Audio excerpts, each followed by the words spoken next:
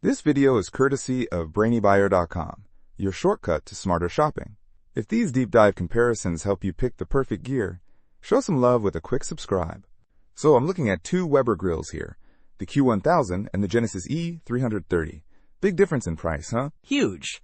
The Q1000 is only $229, but the Genesis E-330 is a whopping $949. What accounts for that price jump? Well, size is a big factor.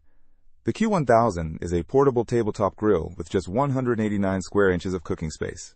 Okay, that's pretty compact. Exactly. The Genesis E-330's got a massive 513 square inches.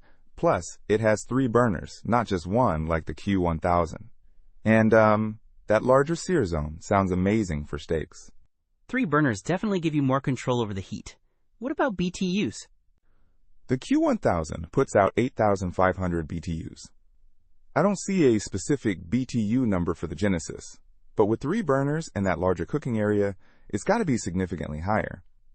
I'd guess they are trying to achieve more heat over a much larger area. Makes sense. So the Q1000 is more for smaller grilling jobs like burgers and dogs, while the Genesis is for serious grilling, family meals, that sort of thing? Precisely. The Q1000 uses those small disposable propane cylinders, which are convenient for portability, and the Genesis uses a standard 20-pound tank. Portability's a good point.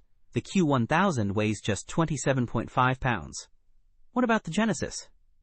Hold on. Wow, the Genesis E330 weighs a staggering 200 pounds, so definitely not portable. It makes sense given the size and all the features, like the grill locker for storing tools. Yeah, that grill locker sounds handy.